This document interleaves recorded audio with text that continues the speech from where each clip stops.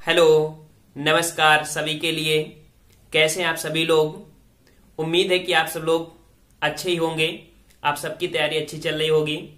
तो फ्रेंड्स, यहाँ पर हम लोग लेके आए हैं जो कि हमारे हिस्ट्री का सीरियल चल रहा है। लगातार हम लोग हिस्ट्री पढ़ रहे हैं और आज हिस्ट्री में जो हमारा टॉपिक है वो आपका तुगलक वंश है। हम लोगों ने हिस्ट्री को 712 से स्टार्ट किया था और आज हम लोग यहाँ पर 1320 ईस्वी के करीब पहुंच चुके हैं और आज यहाँ पर हम लोग 1414 में पहुंच जाएंगे तुगलक वंश में।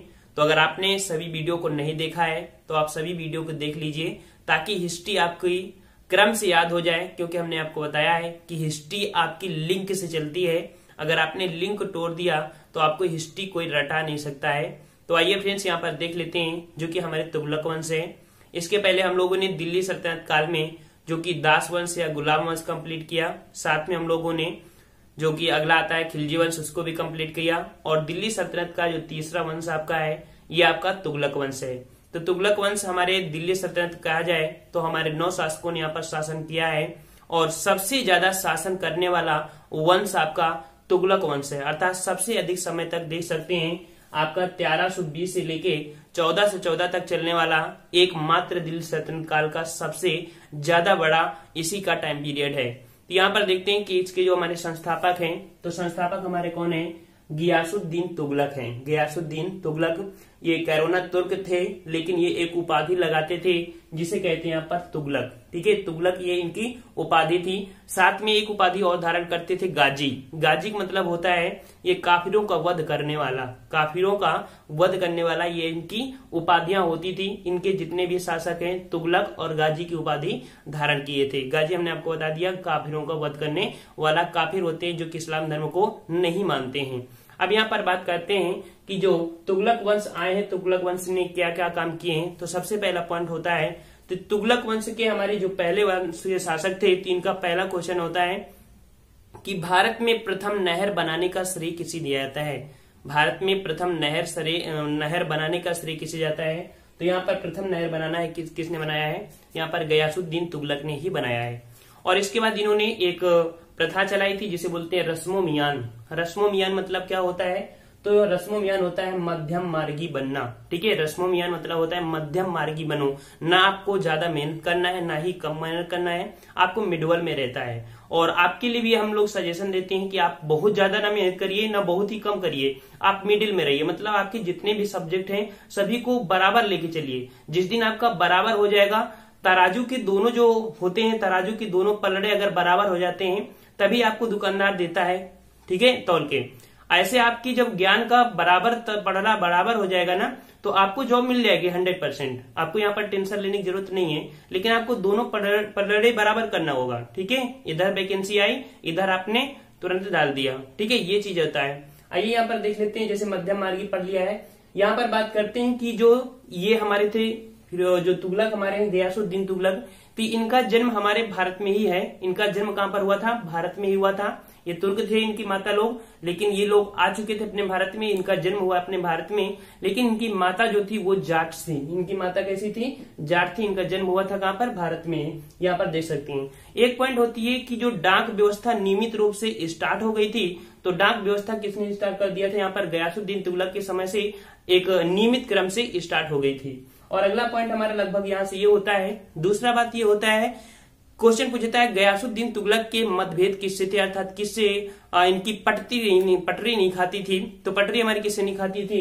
यहाँ पर देख सकते हैं निजामुद्दीन औलिया। ठीक है, निजामुद्दीन औलिया, जिनकी दरगाह कहाँ पर है? दिल्ली पर बनी है। ठीक है, दिल्ली पर आपने एक मूवी देखा होगा बजरंगी भाईजान, जो वो दिखाया जाता है मस्जिद, वो हमारी निजामुद्दीन औलिया की ही है। तो यहाँ पर देख सकते हैं कि इनकी उपाधि था शत्रु हो गया है। और इसके बाद जो कह सकते हैं कि इनकी मृत्यु कैसे है, तो इनकी मृत्यु का एक बड़ा दास्ता होता है। दास्ता ये होता है कि इनके जो बेटे थे हमारे मोहम्मद बिन तुगलक, ठीक है, मोहम्मद बिन तुगलक, इनका जो मूल नाम था इनका जौना खां था। इनका भी एक नाम था गाजी मलिक। ठीक है, इनका भी जो हमारे मोहम्मद बिन तुगलक है, इनका नाम हमारा क्या था? जूना खां था। जूना खां के षड्यंत्र के कारण इनकी मृत्यु हुई थी। षड्यंत्र मतलब ये होता है कि जूना खान ने क्या किया था, यहाँ पर रास्ते पे अफगानपुर पड़ता है, दिल्ली के पास अफगानपुर, तो बंगाल से युद्ध करके यहाँ पर जो कि तुगलक हैं लौट रहे थे, फिरोज शाह तुगलक। तो यहाँ पर निजामुद्दीन औलिया से बोल दिया था कि निजामुद्दीन औलिया हम जब दिल्ली पे आ जाएं वापस तुमको वहां पर दिखना नहीं चाहिए। तो निजामुद्दीन औलिया ने कहा था कि हनुजा दिल्ली दूरे अस्ती, मतलब दिल्ली अभी बहुत दूर है, आओ तो पहले। क्यों? क्योंकि यहाँ पर जो तुगलक थे इन्होंने कुछ पैसे दान में दिए थे, किसको? यहाँ पर औलिया जी को, लेकिन बाद में दान के पैसे मांग रहे थे, इस कारण वो नहीं दे रहे थे। ठीक है। और इधर जो निजामुद्दीन औलिया थे, तो निजामुद्दीन औलिया की दोस्ती बहुत अच्छी थी यहाँ पर किसके साथ? मोहम्मद बिन तुगलक के साथ। तो यहाँ पर इन्होंने, तुगलक ने षड्यंत्र एक रचा कि रास्ते में जब आ रहे थे तो एक लकड़ी का महल बनवाया, और जब लकड़ी का महल बनवाया तो बोला पिताजी आप थक गए हैं और ऐसा करिए आप यहाँ पर आराम कर लीजिए। जब वो आराम कर रहे थे तो अचानक क्या हुआ, हाथियों के परेड चलवा दिया। जब हाथियों का परेड चलवा दिया और एक साथ हाथियों के पैर पड़ते तो वो पूरा जो लकड़ी का घर था वो क्या हुआ, पूरा ढह गया, उसी में इनकी मृत्यु हो जाती है। ठीक है, इतने पॉइंट इनसे थे। और एक पॉइंट होता है आपको, फिरोज शाह तुगलक ने सबसे ज्यादा मंगोल आक्रमण जो हुए थे इन्हीं के कारण, मंगोल आक्रमण की बात कर रहे हैं, सबसे ज्यादा मंगोल आक्रमण हुए हैं वो इनके शासनकाल में 29 हुए थे। लेकिन सबसे ज्यादा विद्रोह की बात करें तो विद्रोह हुए किसके साथ? मोहम्मद बिन तुगलक के सामने। ठीक है, अच्छा इतना पॉइंट हो गया। तो चलो यहाँ पर फिरोज शाह तुगलक जो हमारे कौन है, गयासुद्दीन तुगलक, इनकी मृत्यु हो चुकी है और इनसे जो पॉइंट बनने वाले थे ये आपके बन गए हैं। अब यहाँ पर देख सकते हैं कि इनकी जो कब्र बनवाई गई थी तुगलक की, जो फिरोज शाह गयासुद्दीन तुगलक की, वो तुगलकाबाद में ही बना दी गई है। चलिए इनका काम खत्म। नेक्स्ट हमारे आते हैं यहाँ पर मोहम्मद बिन तुगलक। मोहम्मद बिन तुगलक का मूल नाम क्या था? जूना खान। देखो मोहम्मद तुगलक जो थे कहते हैं बहुत पढ़े लिखे थे, सबसे ज्यादा अगर देखा जाए दिल्ली सल्तनत काल में सबसे पढ़े हमारे यही शासक थे, लेकिन इनकी किस्मत ने साथ नहीं दिया और बाद में कहा गया इन्हें पागल। ठीक है, यहाँ पर देख सकते हैं कि इन्हें पूरी जो दिल्ली सल्तनत काल में मूर्ख शासक के रूप में किनको कहा गया? इनको। अब जिसकी किस्मत ही साथ ना दे तो उसकी बात तो हम लोग नहीं कर सकते हैं। तो चलिए यहाँ पर क्यों इनकी किस्मत साथ नहीं दी, आखिरकार क्यों ऐसा बोल दिया गया, तो एक पॉइंट इनको देख लेते हैं। तो देखिए मोहम्मद बिन तुगलक जो थे इनको एक उपाधि मिली थी उलूग खां। क्या मिली थी? उलूग खां।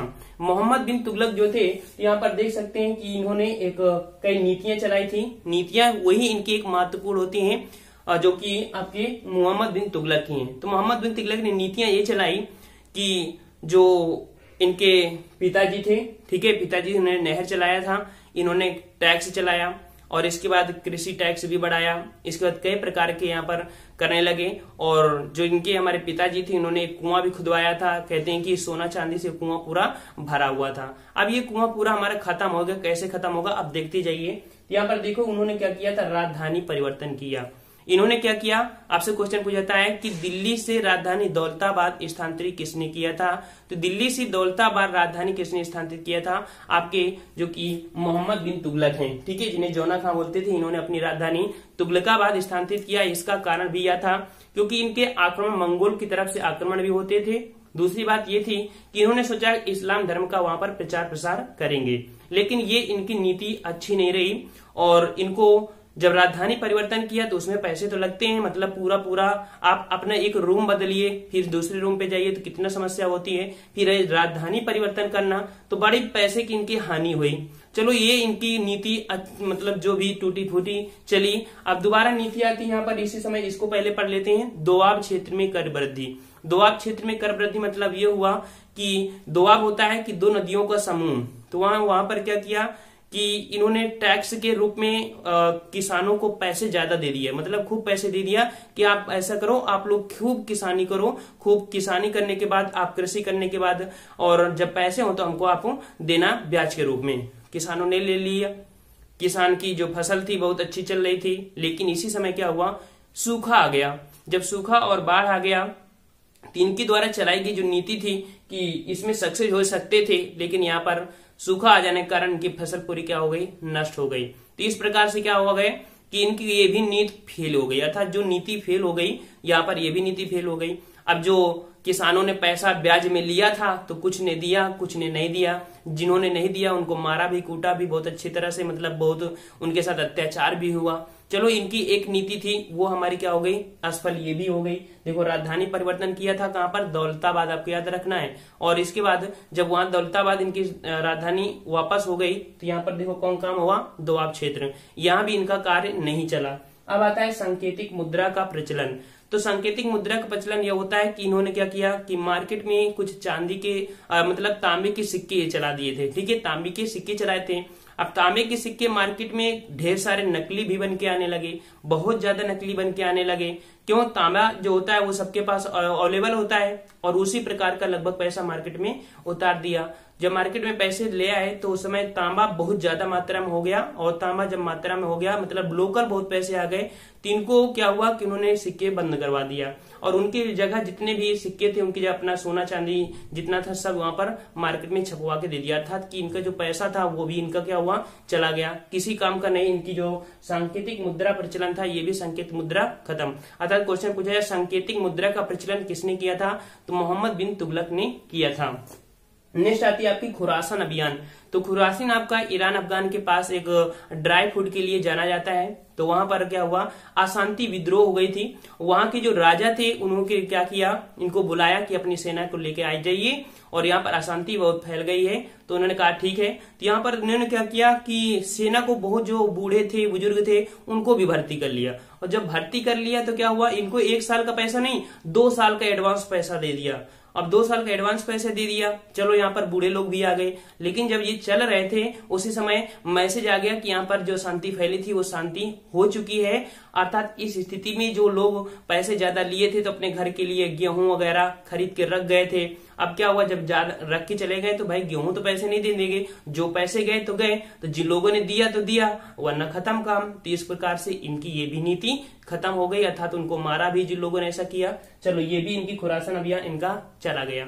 अब आता है कराची अभियान, जो कि हमारा कुमाऊं हिमालय में पड़ता है, कुमाऊनी में। ठीक है, तो वहां पर एक अभियान हुआ, वहां पर अभियान ये भी इनका क्या हो गया, बेकारी हो गया। मतलब इनकी लाइफ में जितने भी परिवर्तन करने का प्रयास बहुत किया है लेकिन समय अनुसार इनको परिवर्तन नहीं हुआ, और कई प्रकार के कारण से इनका क्या हुआ, पूरी तरह से इनका जितना पैसा था सभी तरह से पूरा उजड़ चुका था। इसी कारण इनको कहा गया है, जो कि यहाँ पर मोहम्मद बिन तुगलक को दिल्ली सल्तनत काल में, जो कि हमारे किसे बोला गया है, इनको मूर्ख शासक के रूप में जाना गया है। अच्छा, इतने पॉइंट इनसे लिमिट नहीं होती, इनसे हमारे और कोई पॉइंट बनते हैं। जैसे क्वेश्चन ये होता है आपका, चलिए यहाँ पर कुछ पॉइंट है। हाँ, यहाँ पर ये होता है जैसे कि इन्होंने राजधानी परिवर्तन किया था उस समय, जब वहां से अपनी दौलताबाद से अपनी राजधानी वापस की थी तो वहां पर स्वतंत्र राज्य कुछ विकसित हो गए थे। वो राज्य हमारे कौन होते हैं, तो 1336 ईस्वी में। ठीक है, कब हुआ था, यहाँ पर देख लीजिए 1336 ईस्वी में। 1336 ईस्वी में, जो कि आपने नाम सुना होगा, जो कि संगम वंश, या आप कह सकते हैं कि हरिहर बुक्कर ने विजयनगर साम्राज्य की स्थापना किया था। तो यहाँ पर देखो 1336 ईस्वी में विजयनगर साम्राज्य की स्थापना किया था। हरिहर और बुक्का 2 बड़े भाई थे, तो बड़ा भाई था हरिहर और छोटा भाई था बुक्का, और अपने पिता के नाम से संगम वंश की स्थापना यहाँ पर इन्होंने किया था। चलो ये भी हो गया। यहीं पर एक हमारा 1347 ईस्वी के करीब एक वंश जो था मुस्लिम से संबंधित था, अब था बहमनी साम्राज्य। जो बहमनी साम्राज्य की स्थापना किया था हसन गंगू ने किया था, और बहमन शाह जो हमारे थे वहीं पर, ठीक है, उन्हें हसन गंगू या बहमन शाह के नाम से जानते थे, उन्होंने किया था। तो मुस्लिम के हिसाब में था हमारा कौन, बहमनी वंश, और हिंदू के हिसाब में कौन था आपका, विजयनगर साम्राज्य। विजयनगर साम्राज्य से आज भी क्वेश्चन होता है कि हम्पी क्यों प्रसिद्ध था, कर्नाटक में जो जगह है, तो यहाँ पर विजयनगर साम्राज्य के साक्ष्य मिलते हैं। और विजयनगर का एंडिंग की बात करें कि विजयनगर का जो युद्ध हुआ था तो वो हमारा कौन सा होता है, आपको कमेंट करके बताना है कि विजयनगर का जो अंत हुआ है, ठीक है, विजयनगर का जो अंत हुआ था वो युद्ध कौन था, आपको कमेंट करके बताना है और कब हुआ था इनका। ठीक है, चलो यहाँ पर अच्छा इतना हो गया, आपने यहाँ पढ़ लिया। और इसके बाद हमारे यहाँ पर पॉइंट होता है कि एल्फिंस्टन के अनुसार इन्हें पागल भी बोला गया है। साथ में होता है कि इनके समय एक आए थे जो कि इब्न बतूता आए थे। ठीक है, इब्न बतूता आए थे, जो बोलते हैं कि मोरक्को का यात्री था इब्न बतूता, इन्हीं के शासनकाल में आया था। आपको इतने पॉइंट याद करना था आपको, कहां से, मोहम्मद बिन तुगलक से इन्हें इतना क्वेश्चन। और इन्होंने कई प्रकार के टैक्स भी लगाए थे। ठीक है, टैक्स बेस जैसे हमारे और भी होते हैं। इतना आपको मोहम्मद बिन तुगलक से था। और इसके बाद हमारे जो जरूरी है आपको यहाँ पर बता दे रहे हैं, हाँ, लगभग आपका इतना इन्हीं का था। ठीक है, लगभग इनका था, अर्थात इनका शासनकाल 1325 से 1326। यहाँ पर कह सकते हैं कि 10 वर्ष इनकी जो योजनाएं थी वो असफल रही, और इसके बाद 16 वर्ष इनके विद्रोह में रहे।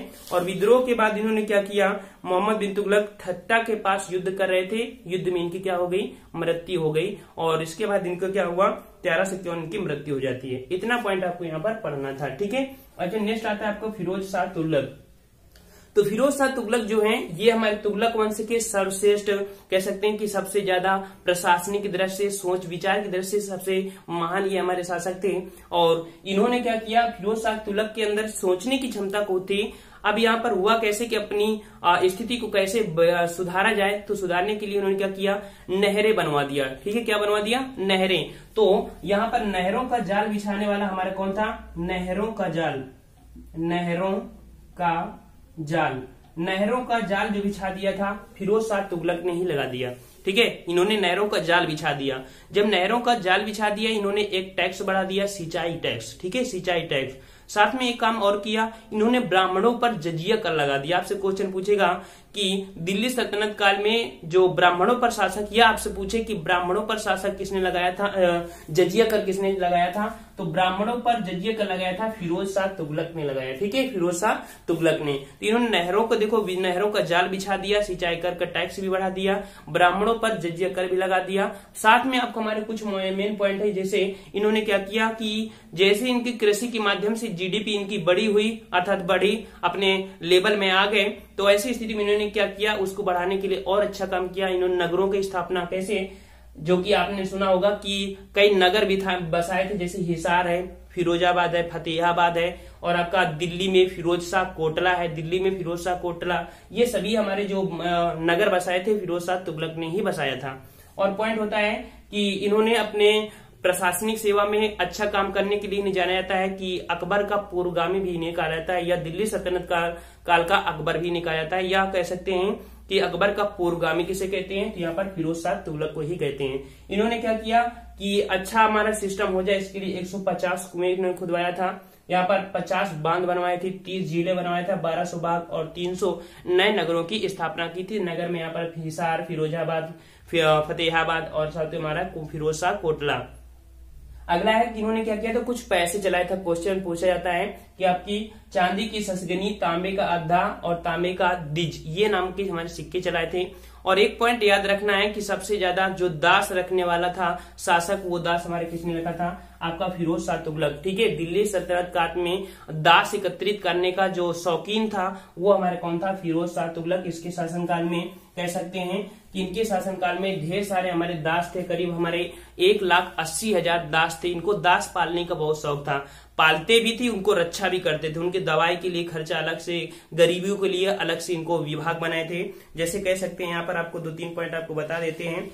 यहाँ पर था जैसे मुद्रास्फीति नियंत्रित हो गया। हाँ देखो, इन्होंने क्या किया था, फिरोज शाह ने चिकित्सा के लिए दारुल सफा, फिरोज शाह ने चिकित्सा के लिए दारुल सफा नामक विभाग की स्थापना, आप कॉपी में नोट कर लेना, कई बार क्वेश्चन पूछे गए, इसलिए हम आपको कॉपी में देख के बता रहे हैं। यहाँ पर जितना जरूरी है वो भी लिख दिया, और ये भी क्वेश्चन आपको है। ठीक है, तो यहाँ पर बता दें, फिरोज शाह ने चिकित्सा के लिए दारुल सफा नामक विभाग की स्थापना किया था। और इसके बाद यहाँ पर एक होता है कि फिरोज शाह ने दासों के एकत्रित करने का शौकीन था, इसलिए इसने क्या किया था, एक दीवान ए बंदगान नामक क्या किया था, एक विभाग की स्थापना किया था, जो कि हमारे जो दास लोग थे उनको रखने के लिए। आपको यह दीवान ए बंदगान नामक विभाग की स्थापना किया था। एक हमारा होता है, फिरोज शाह ने अपनी खुद आत्मकथा लिखा है, और फिरोज शाह ने अपनी आत्मकथा लिखे है वो आपके फुतवोत, ठीक है, फुतवोत ए फिरोज शाही नामक इसने अपनी आत्मकथा लिखा है। दासों के लिए दीवान ए बंदगान, ठीक है, 1,80,000। कुतुब मीनार की 5वीं मंजिल, जो कि आकाशीय बिजली से ध्वस्त हो जाने के कारण 5वीं मंजिल बनाया था किसने, कुतुब मीनार, अर्थात 5वीं मंजिल फिरोज शाह तुगलक ने ही बनवाया था। तो लगभग इन्होंने कई हमारा किया। और 2-3 पॉइंट हमारे रहते, जैसे देखते हैं, फिरोज शाह ने अपने शासक में रोजगार दफ्तर की स्थापना की थी, रोजगार दफ्तर की स्थापना इन्होंने ही किया था। मेरठ और टोपरा में, दिल्ली में, जो कि हमारे कह सकते हैं कि फिरोज ने अपने अशोक द्वारा जो हमारे बनाए गए थे स्तंभ, ठीक है, अशोक द्वारा बनाए गए 2 स्तंभ थे, एक मेरठ था, एक टोपरा, उसको भी यह दिल्ली पे ले आए थे, जो आप देखते हैं कुतुब मीनार के बगल में रखे हुए हैं। ठीक है, वो इसके बाद 1388 में फिरोज शाह तुगलक की मृत्यु हो जाती है। ठीक है, हाँ, इतनी इनकी मृत्यु हो जाती है। लगभग हमारे पॉइंट हमारे जो थे आपने यहाँ पर हमने लिख दिया है, और जो हमने बोल दिया है उनको भी आप सुन लेना, अपनी कॉपी में नोट करते रहना। अगर रेगुलर देख रहे हैं तो आप कॉपी में नोट कर लेना, जैसे हमने यहाँ पर दान विभाग के लिए इतना बोल दिया, ये सब हमारे पॉइंट याद रखना। अब इसके बाद हमारा क्या होता है कि दिल्ली सल्तनत काल में फिरोज शाह तुगलक के मरने के बाद अब हमारे करीब और शासक आते हैं, लेकिन उन शासकों को हम लोग नहीं पढ़ना है, जो जरूरी है हमको उनको ही पढ़ना है। जैसे यहाँ पर देखो कि यहाँ पर कई शासक आने के बाद स्वतंत्र हो गए थे, अर्थात एक राज्य अलग हो गया था, दूसरा राज्य मतलब वही जो से मुगल वंश होता है चारों तरफ बिखर जाता है, वैसे यहाँ पर देख सकते हैं कि आपका ये भी हो गया। अब यहाँ पर देख सकते हैं स्वतंत्र शासक हमारे नासिरुद्दीन महमूद जो कि दिल्ली में शासन कर रहे थे, और नुसरत शाह जो कि हमारे फिरोजाबाद में यह कर रहे थे, स्वतंत्र शासक थे।